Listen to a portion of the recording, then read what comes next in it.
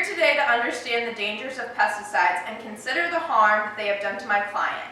Not only has her child been through torture, her life has been dramatically altered because of this incident.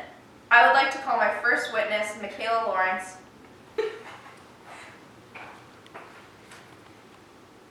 Michaela, can you tell the court what your experience was dealing with the news that your son had a birth defect? Yes, it all started when I went to the doctor for my son's annual checkup. The doctor informed me that my child was experiencing some difficulties.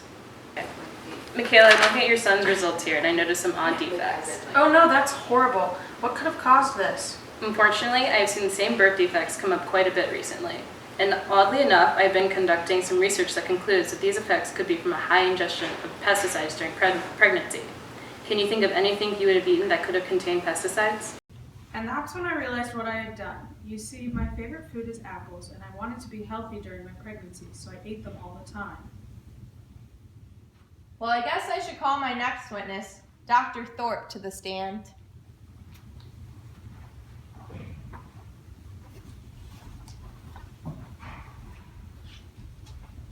Dr. Thorpe, can you please explain to the audience why eating apples during a pregnancy can lead to birth defects?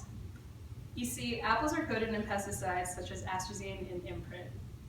These compounds are endocrine disruptors, meaning they interact with your endocrine system and cause defects.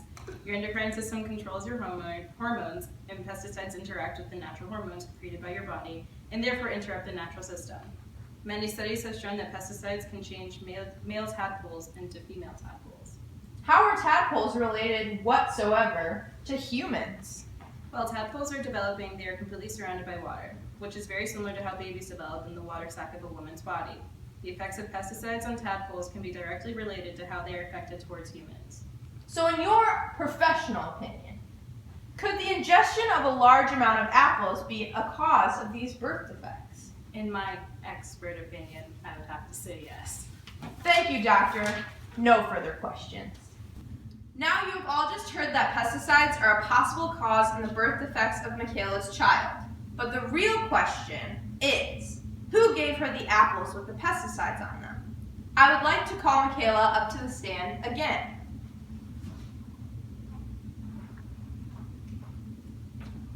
Michaela, can you tell us a little bit about your pregnancy and your apple intake?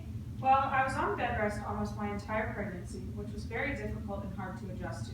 But I had the help of my mother, grandmother, and older son. So these three people would help you around the house, make you dinner, stuff like that, correct? Yeah, they were so kind. They got me anything I needed.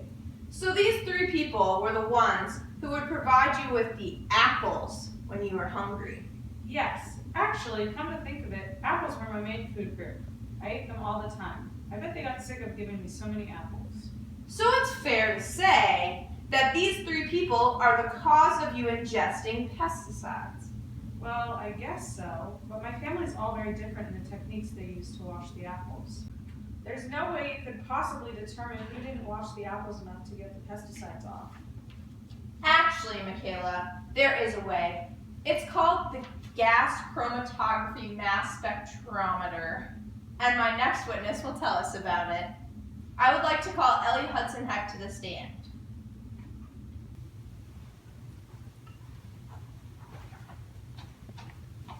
Ellie, can you tell the audience what you specialize in?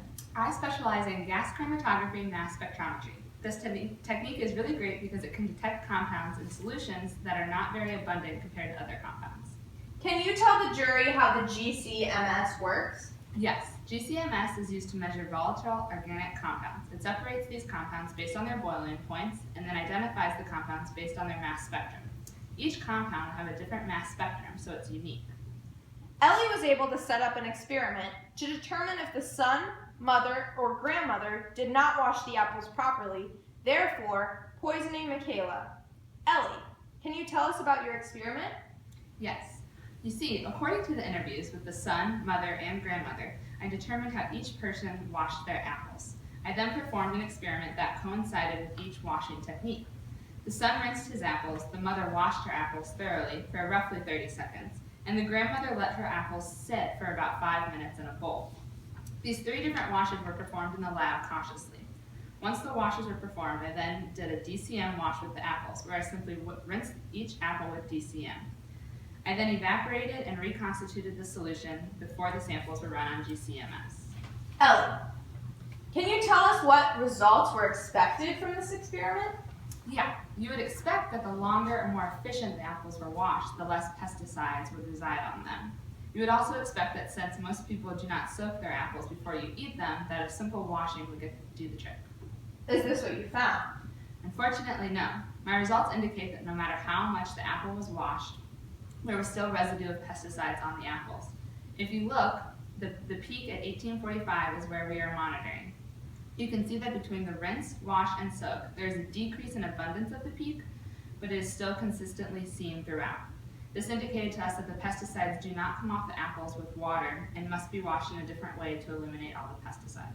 Is there any way to quantify the amount of pesticides on the apples? Yes, but that would involve making a calibration curve or implementing an internal standard, and those are not techniques I have had access to in this short of time. How can you tell the peak is a pesticide? Michaela informed me that she only buys her apples from one farm. So I did some digging and was able to come up with a list of pesticides used at this farm. I then did literature searches to determine how each compound would fragment, and then I used a sim mode to determine if the compounds were present. The most abundant one is the peak at 1845. However, without running standards to determine a retention time of each compound, it is possible that the peak is not a pesticide. Further research would need to be done to confirm. Thank you very much. You may step down. This concludes the trial. Jury, it is up to you.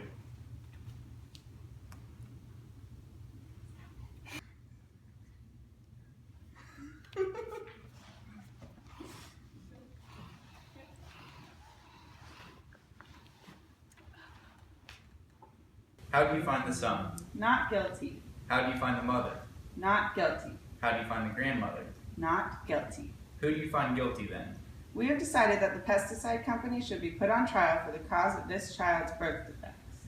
We have all learned a valuable lesson here. Peel your apples.